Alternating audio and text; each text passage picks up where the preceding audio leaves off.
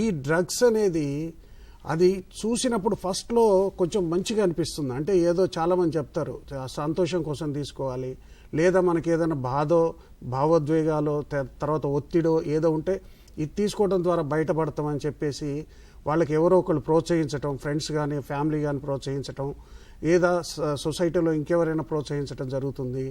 ఇవన్నీ కాకుండా చాలామంది ఎక్స్పెరిమెంట్ కోసం కూడా చేస్తుంటారు. ఇవన్నీ చేసినప్పుడు కూడా ఏమవుతుందంటే ప్రతి ఒక్కటి నేరమే. ఇందులో విద్యార్థులకు వచ్చేసరికి వాళ్ళ ఫ్యూచర్లో వాళ్ళకి జాబ్స్ రావటం కానీ, లేదా వాళ్ళ వీసాలు కానీ వాళ్ళ పాస్పోర్ట్స్ రాకుండా ఉండటం. ఒక్కసారి మీరు గుర్తించండి, మీ మీద ఒక క్రిమినల్ కేసు కనుక నమోదైతే మీ భవిష్యత్తు ఎట్లుంటుంది, మీ భవిష్యత్తుతో పాటు మీ ఫ్యామిలీ భవిష్యత్తు ఎట్లుంటుంది, తర్వాత మీ సొసైటీ ఇటువంటి వాళ్ళు ఒక 10 మంది వచ్చినప్పుడు ఆ సొసైటీ భవిష్యత్తు ఎట్లుంటుంది, ఇది ప్రతి ఒక్కళ్ళు కూడా ఫస్ట్ నుంచి తెలుసుకోవాల్సిన అవసరం ఉంది. ఇవి చాలా కఠినమైన శిక్షలు, చాలా కఠినమైన చట్టాలు ఉన్నాయి ఇందులో. ప్రతి ఒక్కళ్ళు ఇందులో ఫైనల్గా డెత్ పెనాల్టీ వరకు ఉంది. ఇది ప్రతి ఒక్కళ్ళు అవగాహన తెలుసుకోవాల్సిన అవసరం ఉంది.